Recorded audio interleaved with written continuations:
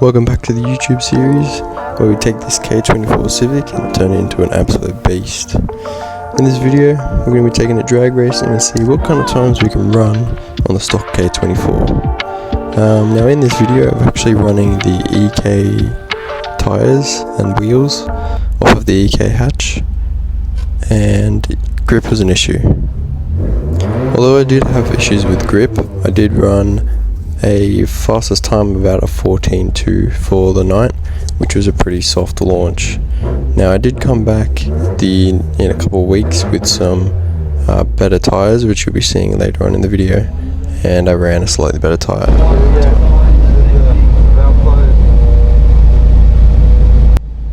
Now this was my first ever run in the car, and I just wanted to see how it would go with the Varix muffler closed, just out of pure interest.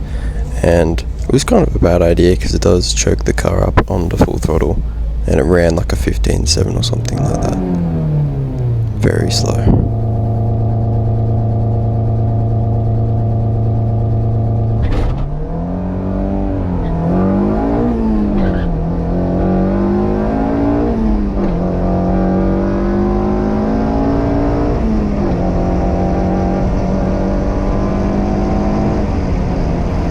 You might be able to hear at the end of the run it was kind of breaking up, and that was the last time I decided to run with valve closed. It's just probably a bad idea. It might do some damage to the engine by choking it so much. The rest, valve open.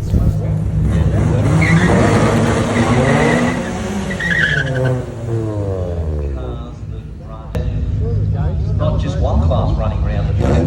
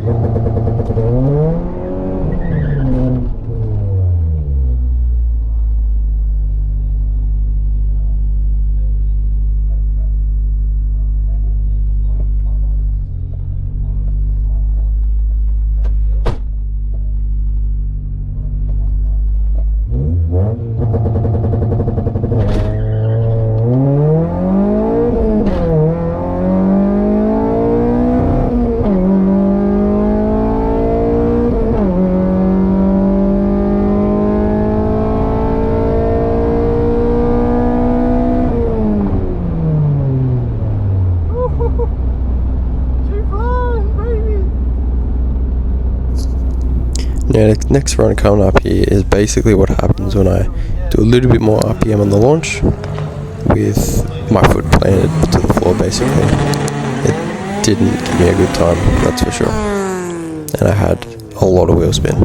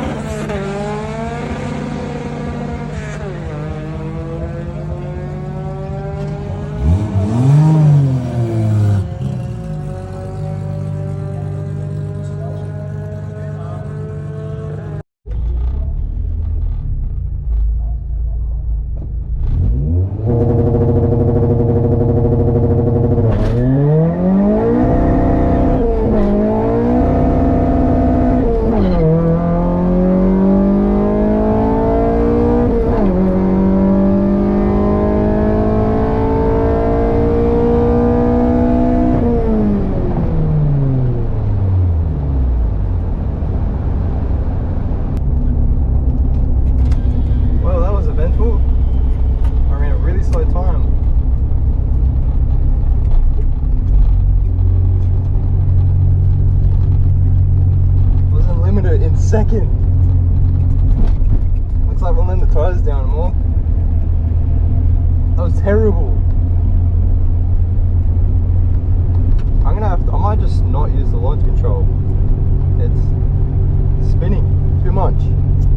Like it used to be back in the earlier days where you had not just one class running around the track.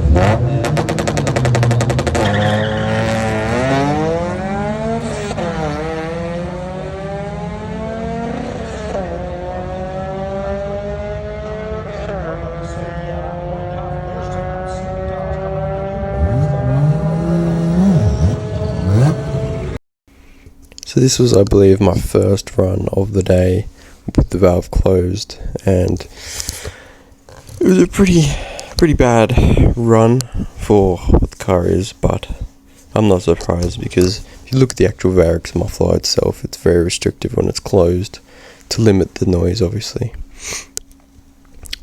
Here's the second run, or might have been a couple runs in, I'm not too sure.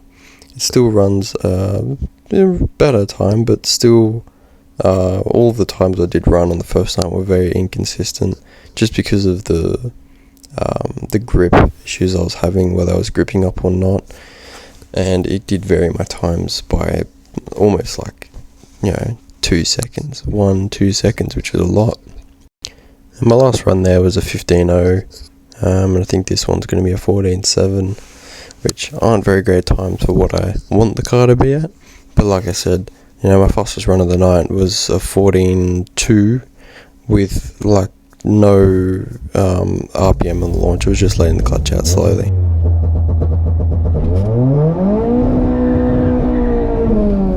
So this was the fastest time of the night, the 14.2 with a pretty bad launch. No RPM, bogs down in first, and somehow it ran a 14.2.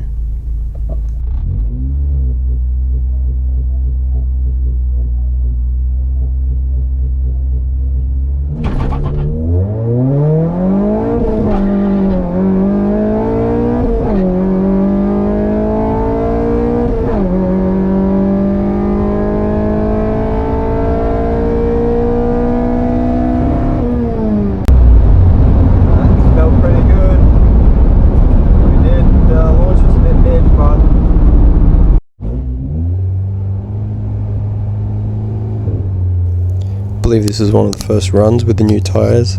Got some 205 R888s on the front semi-slicks, and they definitely grip up a lot more. However, I was having some skill issues, let's just say that.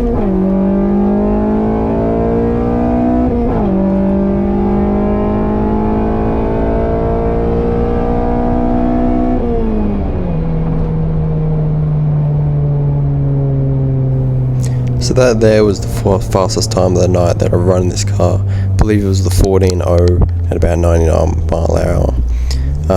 And it was a really pretty bad launch in my opinion. I mean, I don't think I even let the tyre pressure down there, and somehow I ran the 14. So there's lots of room to improve there. Which was a bit of a surprise because I would have thought circuit racing,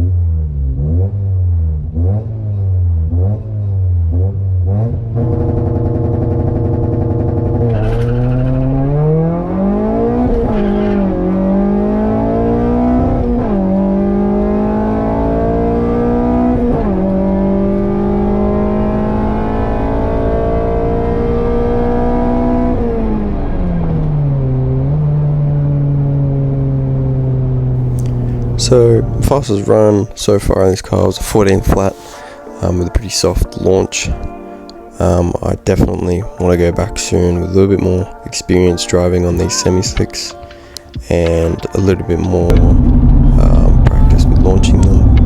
Definitely lower the tyre pressure more, because I didn't really get any good launches on the low tyre pressure, because I think it was launching at too low RPM and just bogging down, which brought my 60 foot down heaps. So if we can get the 60 foot up, we're definitely going to run into the hopefully mid to high 13s is what I'd love to be able to do. A couple of mods need to be done though. I think maybe a full 3-inch exhaust with proper cold air intake, and a couple of other little things to fix up the car could really push me into the mid to high 13s, which would be awesome. But yeah, I didn't actually record any of this, but as soon as I got to the track, the cooling fan actually wouldn't come in for the radiator. It turns out it's just a bit of a grounding issue, which took me a bit to fix. What else happened? The ECU was playing up with the laptop, just because I had a couple of settings turned on that shouldn't have been turned on. It was messing up the car. And then the last run of the night, actually, the fuel rail came loose and started pissing fuel everywhere, which was fun. So after all those kind of small problems, the car still ran, and I drove home and it went good. Anyway, thanks for watching the video. Make sure to subscribe, because the next videos we're going to be fixing up all the problems with the car and hopefully starting some real modifications to it, some power upgrades and stuff like that in the future. Anyway, see ya.